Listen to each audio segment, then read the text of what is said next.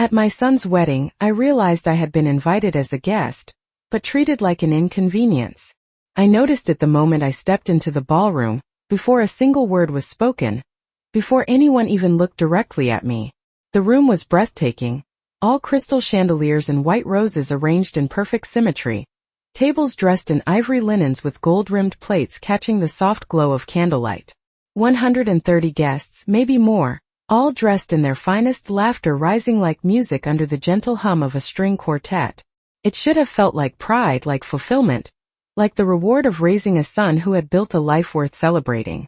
Instead, something felt off. I adjusted the sleeve of my navy dress, the one I had chosen carefully, understated but elegant, the kind Daniel used to say made me look timeless. He hadn't said anything like that in years. My eyes scanned the seating chart near the entrance, a large board framed in gold. Names were arranged alphabetically, neat and precise, each guest given a place, a sense of belonging. I found mine eventually near the bottom, tucked between two names I didn't recognize. Table 16. The far corner of the room. Not with family. Not even close. I paused for a second, just long enough to let the realization settle, then exhaled quietly. Maybe it was a mistake. These things happen at weddings.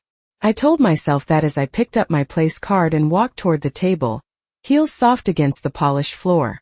Conversations flowed around me, warm and easy, but none of them reached me. At table 16, I sat down between a distant coworker of Ashley's and a man who spent more time on his phone than in the room. Neither asked who I was. Neither seemed to care. I folded my hands in my lap and smiled politely when required, the way I had done for decades. The way you do when you learn that dignity is something you carry for yourself, not something others give you. Across the room I saw Daniel standing beside Ashley, greeting guests, his hand resting lightly at the small of her back. He looked happy, or at least comfortable. He didn't look for me. Not once. I watched as Ashley laughed, leaning in close to a group of friends, her voice carrying just enough to draw attention, her presence commanding the room in a way that felt practiced. Perfect. Controlled. For a brief moment, her eyes flicked in my direction. Just a flicker. And then she smiled. Not the kind of smile that warms a room, but the kind that confirms something has gone exactly as planned. I looked down at my hands, smoothing the fabric of my dress, grounding myself in the small, familiar gesture. This was my son's wedding. I would not make a scene. I would not misunderstand. I would sit, I would watch, and I would leave when it was appropriate. That was the agreement I made with myself as the music swelled and the evening unfolded around me. But deep down, beneath the calm, beneath the quiet composure I had perfected over a lifetime, there was a question forming, slow and deliberate. Not if something was wrong, but how far it was going to go. I remained at table 16 longer than I expected, long enough for the initial warmth of the room to settle into something colder, something quieter, like a celebration happening at a distance I could not quite cross. Plates were served, glasses were filled, laughter rose and fell in waves that never quite reached me. I nodded when spoken to, offered polite responses when necessary, and kept my voice steady, even when the words felt hollow. It was not unfamiliar, this feeling of being present but not included. It had been building for years, subtle at first, easy to dismiss, then sharper, more deliberate, until moments like this no longer surprised me, only confirmed what I had refused to fully accept. Across the room I watched Daniel again. He moved with ease, greeting guests, accepting congratulations, his smile practiced but convincing. He looked like a man stepping into a new chapter of his life, confident and certain. I wondered, not for the first time, when I had stopped being part of that chapter. I thought about the small things, the quiet shifts that had led here.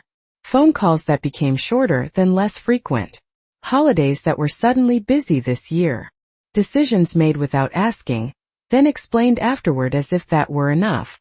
And always Ashley standing just slightly ahead of him, speaking just a little louder, deciding just a little more. It had never been one moment. It had been a series of them, each one small enough to ignore, but together forming something undeniable. A pattern. I reached for my glass of water and took a slow sip, grounding myself again. The music changed, signaling the transition to speeches. A soft clinking of silverware quieted the room as guests turned their attention toward the front. Ashley stepped forward first, microphone in hand, her posture straight, her expression composed. She thanked everyone for coming, her voice smooth and confident, each word placed carefully. She spoke about love, about new beginnings, about family. The word lingered in the air longer than it should have. Family. I listened as the guests responded with warm applause, their faces reflecting admiration, approval, acceptance.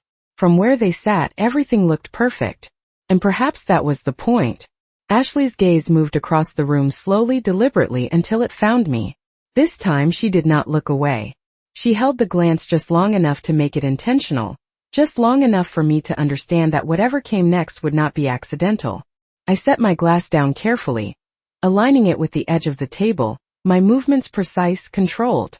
I did not know exactly what she was going to do, but I felt it the same way you feel a storm before it arrives, not with noise but with a shift in the air. Around me, conversation stilled, attention focused, anticipation building. And in that quiet, as I sat at the table that was never meant for me, I realized something with a clarity that surprised me. This was not a misunderstanding. This was not poor planning. This was deliberate. And whatever role I had been assigned in this evening, it was not one I had chosen. The room held its breath in a way that was almost imperceptible, like the moment just before something shifts and cannot be undone. Ashley smiled again, wider this time, and adjusted the microphone slightly as if preparing for something more than a simple speech. Family is about trust, she said, her voice carrying clearly across the ballroom, smooth and practiced. It is about knowing that everyone is where they belong, and that everything is shared the right way. There was a light ripple of laughter, polite and approving, but I did not move. I did not even blink.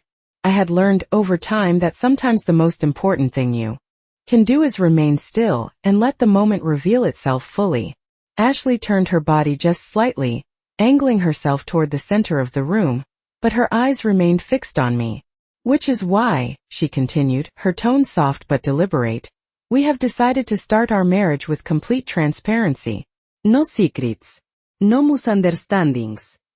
A few guests nodded, some murmured in agreement, as if they were witnessing something admirable, something noble. Then she said my name. Not loudly, not harshly, just enough to make every head in the room turn in my direction at the same time. It was remarkable how quickly attention can shift, how effortlessly a room full of people can become silent when guided in the right way.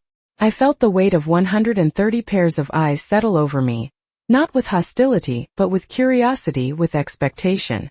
I placed my hands calmly on the table and looked back at her, meeting her gaze without hesitation. Ashley tilted her head slightly, the smile still there, but thinner now, sharper. Margaret, she said, would you mind bringing your apartment keys up here for a moment?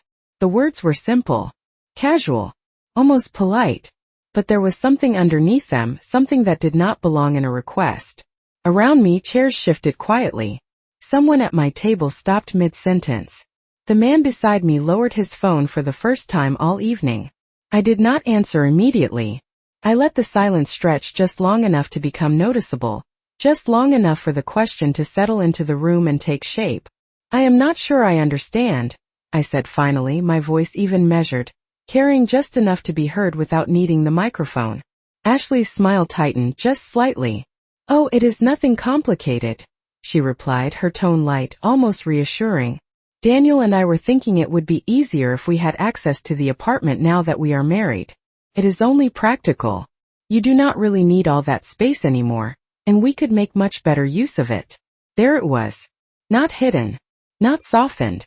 Simply presented as logic, as if it had always been obvious. A few guests shifted again, the energy in the room changing, curiosity giving way to something more uncertain. I turned my gaze briefly toward Daniel. He was standing just behind her, hands clasped in front of him, his expression unreadable.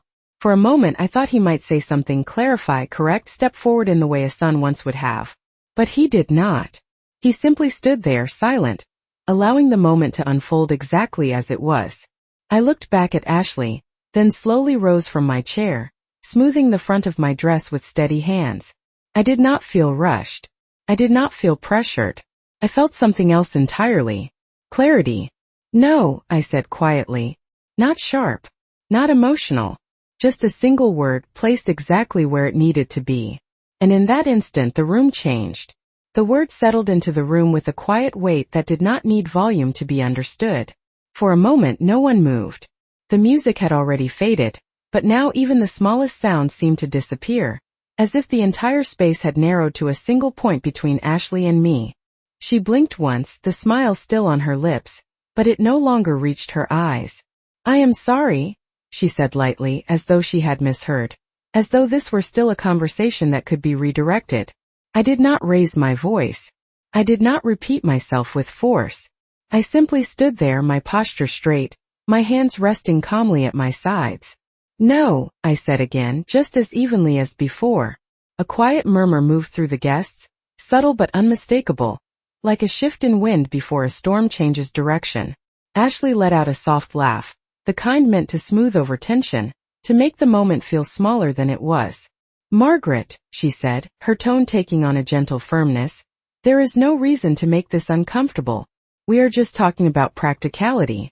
Daniel and I are starting our life together, and it makes sense for everything to be consolidated." She paused, letting the word hang, carefully chosen, deliberately vague. I watched her, not with anger, not even with surprise, but with a clarity that came from seeing something finally revealed in full. "That apartment," she continued, "is more than you need. You have said yourself how quiet it feels. How empty. We would put it to good use. It would benefit everyone." Everyone. The word echoed in a way that did not include me. I glanced briefly at Daniel. Again. He shifted his weight slightly, his gaze moving from Ashley to me and back again, as if searching for the safest place to stand. "Mom," he said finally, his voice low but audible in the stillness, "it is not a big deal. We can work something out. You do not have to hold on to everything." Hold on. As if it had been given to me. As if it had not been built, paid for, maintained over years that none of them had witnessed closely enough to understand. I let a small breath pass, steady and controlled, and then I took a single step forward, not toward the stage, but simply to shift my position so that I was no longer sitting, no longer placed. Standing, I met his eyes fully. "Daniel," I said, not unkindly, "this is not something to work out. It is already settled." He frowned slightly, confusion touching his expression for the first time that evening. Ashley's composure tightened again, the edges of her calm beginning to show strain. "Settled?" she repeated, her voice thinner now, though she tried to keep it light. I nodded once, a small, precise movement. "Yes," I said. "A long time ago." The room did not return to its previous warmth. If anything, the silence deepened, sharpened, as if the guests understood that they were no longer watching a celebration, but something else entirely. Something that had been in motion long before tonight. I smoothed my dress again, the same small gesture, the same quiet control, and for the first time since I arrived, I allowed myself to feel the shift, not in them but in me. Whatever they believed they were asking for, whatever they assumed they could take, it was not something I was going to explain in this room. Not yet. And not in the way they expected. The silence did not break all at once. It shifted slowly, unevenly, like a room trying to decide which version of reality it was willing to accept. Ashley's expression held, but only just. The confidence she had carried moments ago now felt thinner, stretched over something less certain.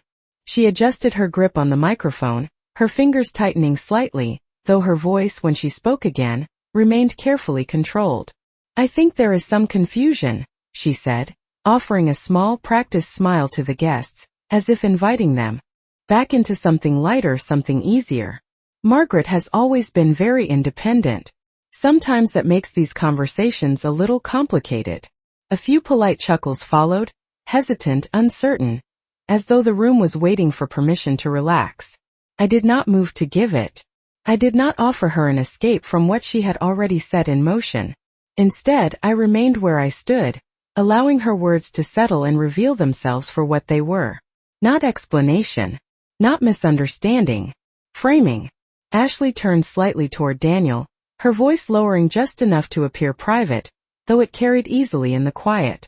"You told me this would not be an issue," she said, not accusing, but not entirely gentle either. Daniel's jaw tightened. He glanced at me again, then back at her, caught between two expectations he no longer seemed able to balance. I thought I thought we had talked about this, he replied, his voice lacking the certainty it once had. I watched him carefully, not with disappointment but with recognition. This was not a sudden moment. This was the result of many small silences, many choices to step back instead of forward. Ashley exhaled softly, then turned back to me, her smile returning though it had changed. It was no longer warm. It was precise. Margaret, she said, this is not about taking anything from you. It is about moving forward as a family. Sometimes that means letting go of things that are no longer necessary. Letting go. The phrase lingered, familiar in a way that made me almost smile. I had heard it before in different forms, in quieter moments that now seemed less innocent than they once had. Conversations about simplifying, about downsizing, about how much easier life could be if I did not hold on so tightly. Always framed as care. Always delivered with a softness that masked the intent beneath it. I let a small pause settle between us, long enough for the room to feel it again. Then I spoke, not to argue, not to defend, but simply to state what had always been true. You are asking for something that does not belong to you, I said calmly. No emphasis. No accusation. Just clarity. Ashley's eyes narrowed slightly, the first real break in her composure. We are not asking, she replied, her tone still measured but firmer now. We are trying to make this easier for everyone involved. Everyone. Again, the word placed carefully, deliberately, as if repeating it would make it real. I inclined my head just slightly, acknowledging the statement without agreeing to it. Around us, the guests remained still, drawn into the moment despite themselves, no longer pretending this was part of the celebration. It was something else now. Something that had shifted beyond polite conversation. I glanced once more at Daniel, giving him the space to speak if he chose to. He opened his mouth, then closed it again, his silence more revealing than anything he could have said. I felt the last of my uncertainty settle into something steady, something resolved. Whatever they believed they could shape tonight, whatever they thought they had already arranged without me, they had misunderstood one thing entirely. I was not part of a plan that had been made in my absence, and I was not going to be moved simply because it was convenient for them. For a moment it seemed as though Ashley might continue, might push further, might try to reshape the narrative back into something she could control. But something had shifted too clearly now, and even she could feel it. The room was no longer hers to direct so easily. The attention that had once supported her now watched more carefully, more critically, as if waiting to see what would come next. She lowered the microphone slightly, her posture still composed, but no longer effortless. There is no need to turn this into something dramatic, she said, her voice quieter now, though still audible in the stillness. We are simply asking for cooperation. Cooperation. Another word placed carefully, as though it carried no weight beyond reason. I let it pass without response. Not because I agreed but because I understood something she did not. This moment was already beyond words. Daniel shifted again, taking a small step forward, as if trying to reclaim some part of the situation. Mom, he said, his voice softer this time, almost cautious. We are not trying to upset you. We just thought it would make things easier. For everyone. There it was again. The same phrasing. The same assumption that what was convenient for them should naturally extend to me. I met his eyes, holding his gaze long enough for him to understand that I had heard him, that I had considered what he said, and that I had already decided. Daniel, I said evenly, you are asking me to give you something that was never yours to begin with. He opened his mouth, ready to respond, but Ashley spoke first, her voice sharper now, though still controlled. That is not fair, she said. We are your family. I nodded once, acknowledging the word without accepting its implication. Yes, I said. You are. I let the pause settle, just long enough to separate what came next from what had been said before. And that is exactly why this matters.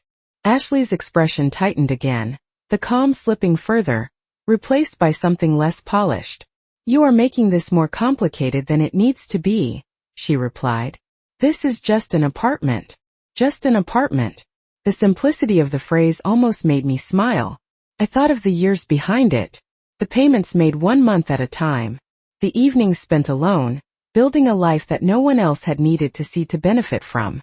the quiet, steady work that had never required recognition. "No," I said, my voice still calm, still measured. "It is not just an apartment." The words did not rise in volume, but they carried in a way that made the room listen again. Ashley took a small step forward now, closing the distance slightly, as if proximity might restore control. "Then what is it?" she asked, her tone no longer soft, no longer disguised. I did not answer immediately. I let the silence return, not as a pause but as a statement. Then, without looking at her, I reached into my handbag and took out my phone. The movement was simple, unremarkable, but in that moment it drew every eye in the room. I unlocked the screen, my fingers steady, my expression unchanged. Daniel frowned slightly. "What are you doing?" he asked. I did not look up as I scrolled to the number I needed. "I am finishing a conversation," I said quietly. Then I lifted the phone to my ear. The line rang once, twice, and then it connected. "Hello, Robert," I said, my voice as calm as it had been all evening. I paused, listening briefly, then added, "It is time." I ended the call without explanation, without hesitation, and lowered the phone back into my bag. When I looked up again, I did not look at Ashley. I did not look at Daniel. I looked at the door at the far end of the hall, and I waited. Time does not always move the way we expect it to. Sometimes it stretches, slows, becomes heavy in a way that makes every second feel deliberate. That is how the next moments unfolded. No one returned to their seats. No one resumed their conversations. The music did not start again. Instead, the entire room seemed to exist in a quiet suspension, as if everyone present understood that whatever came next would define everything that had just happened. Ashley followed my gaze toward the door, her expression no longer composed, but sharpened by uncertainty. "What did you just do?" she asked, her voice low, controlled but no longer confident. I did not answer. I did not need to. Daniel shifted beside her, his attention now fixed on the same place, his posture tense in a way I had not seen before. For the first time that evening he looked unsure. Not hesitant. Not distracted. Truly unsure. The doors at the far end of the hall remained closed, tall and polished, reflecting the soft light of the chandeliers above. For a few seconds nothing happened. Then, quietly, without announcement, one of them opened. It was not dramatic. There was no sudden movement, no raised voices, no interruption. Just a simple motion, slow and precise, as if the moment itself had been waiting for permission.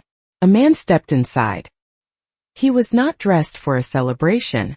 No boutonniere, no bright tie, no sign that he belonged to the event that had brought everyone here. Instead, he wore a dark suit, tailored and exact, the kind chosen for purpose, not display. In his hand he carried a slim leather folder. He paused just inside the doorway, scanning the room once, calmly, efficiently, until his eyes found me. Then he began to walk forward. The sound of his shoes against the floor was soft, but in the silence it carried. Each step measured. Each movement controlled. Guests shifted slightly as he passed, their attention drawn not by anything he said, but by the simple fact that he moved with certainty in a room that had lost its own. Ashley turned fully now, watching him approach, her composure slipping further with every step he took. "Who is that?" she asked, though. This time the question was not directed at me alone. It was directed at the moment itself, at the change she could feel but could not yet understand. Daniel did not answer. He could not. He was watching just as closely, his expression tightening as recognition began to surface, slow and unwelcome. The man reached the center of the room and stopped a few feet from where Ashley stood. He did not look at her first. He did not acknowledge the microphone still in her hand, or the guests who watched with quiet intensity. Instead, he turned slightly and inclined his head toward me. "Mrs. Collins," he said, his voice calm, professional, carrying just enough to be heard without effort. "I came as soon as you called." I gave a small nod, nothing more, acknowledging his presence without ceremony. Then and only then did he turn his attention to Ashley and Daniel. He opened the leather folder with deliberate care, revealing a set of documents inside, neatly arranged, precise. The kind of documents that do not rely on opinion, the kind that do not bend under pressure. And as he held them in his hands, the room shifted again, not with noise but with understanding. Whatever this had been before, whatever Ashley had believed she controlled, was no longer hers to shape. No one interrupted him. No one even attempted to. The authority he carried was not loud, not forceful but unmistakable. It came from the way he stood, the way he held the documents, the way he spoke without needing to raise his voice. Ashley's grip tightened around the microphone, though she had forgotten to lower it, her composure now held together by something far more fragile than before. "I am sorry," she said, her tone sharper, trying to reclaim ground that was already slipping. "This is a private event." The man did not react to the dismissal.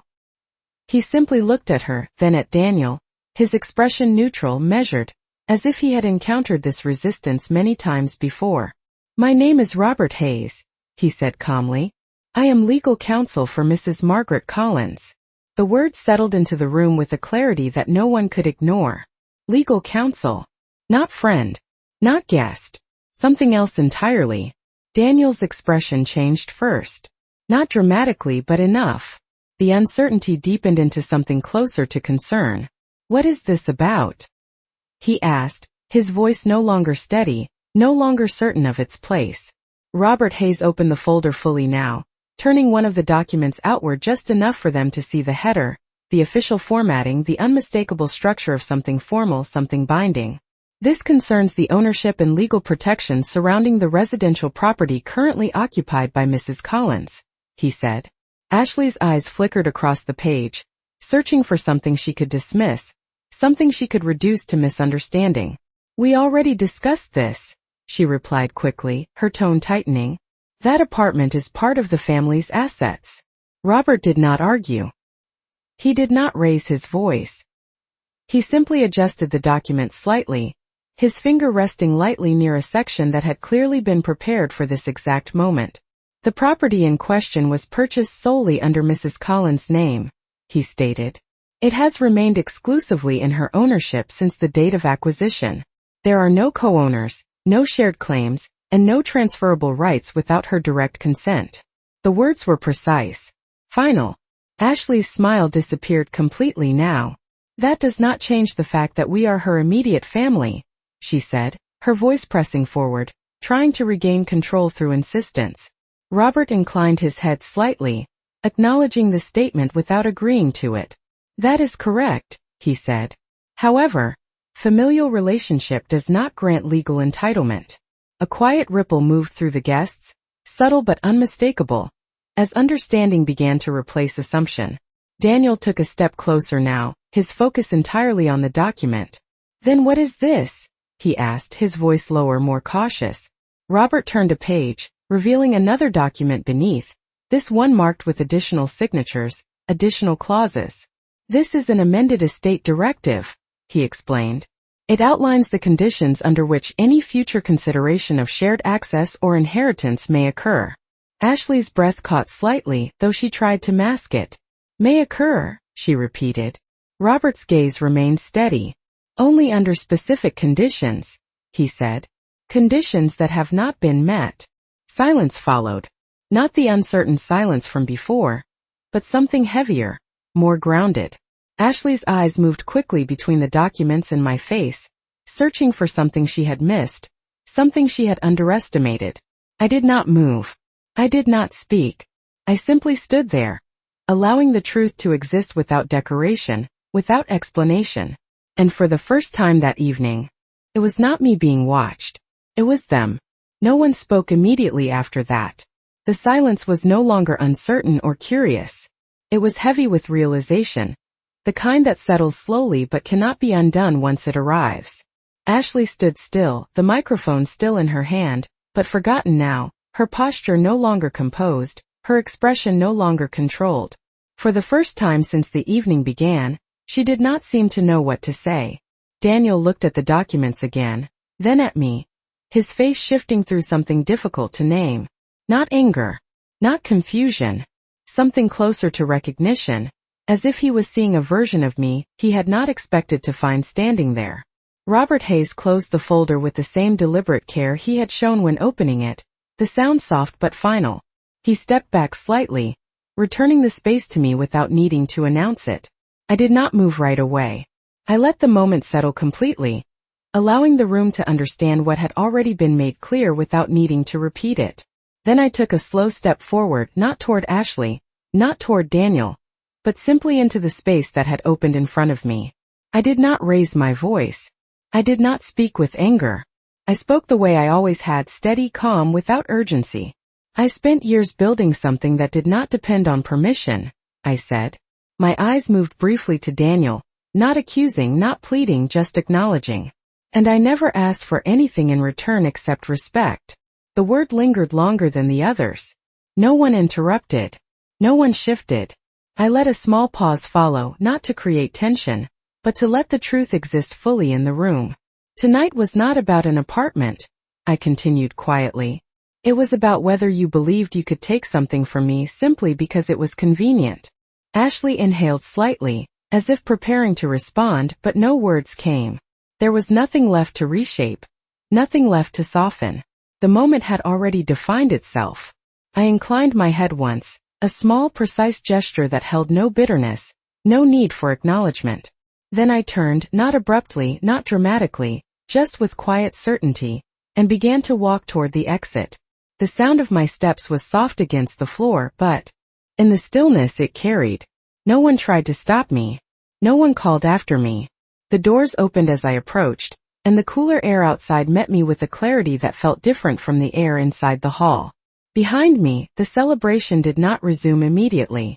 It lingered in that same suspended space, caught between what had been planned and what had actually happened. I did not look back. I did not need to. Some things do not require witnessing twice. As I stepped outside, the night felt quiet, steady, unchanged by what had just unfolded. And for the first time that evening, I allowed myself a small breath that was not measured, not controlled, but simply mine. Whatever they chose to do next, whatever explanations they offered, whatever adjustments they tried to make, it would not change what had already been revealed. Respect is not something that can be arranged after the fact. It is either there or it is not. And once it is gone, it does not return simply because it is needed. I walked forward without hesitation, leaving behind a room that had mistaken silence for weakness, and a moment that had proven otherwise.